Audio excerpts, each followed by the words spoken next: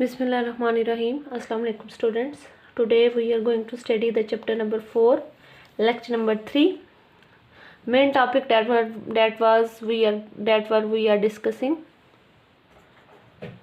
cellular structures and its functions. आज का हमारा टॉपिक है साइटोप्लाज्म. बात हमारी यहाँ पे होगी थी कि मेजरली आउटरमोस्ट कवरिंग जो होती है ज़्यादातर सेल्स की, except plant cells, except fungi cells and bacterial cell, उनकी आउटरमोस्ट कवरिंग सेल मेम्ब्रेन है. दरमियान में एक ख़ास किस्म का ऑर्गेनेली प्रेजेंट होती है जिसको हम न्यूक्लियस कहते हैं. No what is the cytoplasm? Cyto का बच्चे मतलब क्या होता है? सेल. प्लाज्मा या प्लाज्म वर्ड मतलब फ्लूइड. एक फ्लूइड नेचर का, एक फ्लूइड किस्म का जो है वो लिक्विड किस्म का जो स्ट्रक्चर है सेल के अंदर जो पाया जाता है उसको हम कहते हैं साइटोप्लाज्म. होता किधर है? It is present between nucleus and cell membrane. Cell membrane और न्यूक्लियस के दरमियान प्रेजेंट है fluid type structure. This is called the cytoplasm. अगर हम इसकी नेचर डिस्कस करें, it is semi transparent. Semi transparent होता है मतलब बिल्कुल शफाफ नहीं होता, गदला गदला सा होता है कुछ, और सेमी विस्कस होता है. बिल्कुल ये बेटा जी क्लियर नहीं होता. सेमी विस्कस मतलब कि गाढ़ा होता है लेकिन बहुत ज़्यादा गाढ़ा नहीं होता. सेमी विस्कस और semi transparent fluid in nature. अगर हम इसकी कंपोजिशन देखें तो इसकी कंपोजिशन में मेजरली होता है water. It is mainly composed of water in which organic and inorganic molecules are present. Organic molecules भी present है और inorganic molecules भी present है. Organic molecules में बेटे कार्बोहाइड्रेट्स, लिपिड्स, प्रोटीन्स वगैरह आ सकते हैं.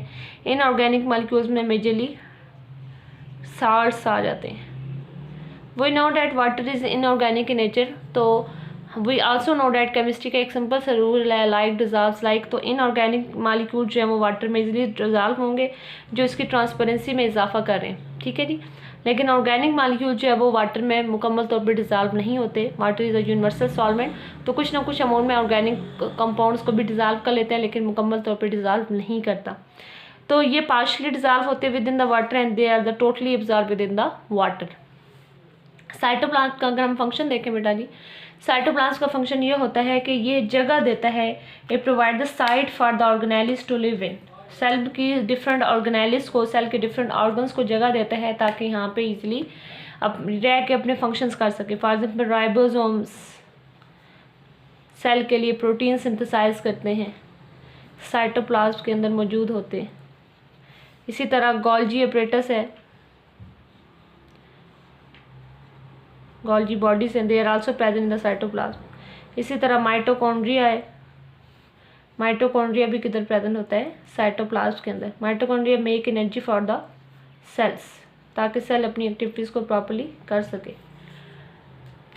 तो it provide the site for different organelles ताकि वो प्रॉपर्ली अपनी फंक्शन कर सके. इसके अलावा बेटा सेल साइटोप्लाज्म में ऐसे एंजाइम्स होते हैं जिसके ज़रिए कुछ बहुत से फंक्शंस को रेगुलेट किया जा सकता है. जिस तरह जो ग्लाइकोलिसिस का रिएक्शन होता है, glycolysis is the first step of cellular respiration जिसमें ग्लूकोज टूटता है.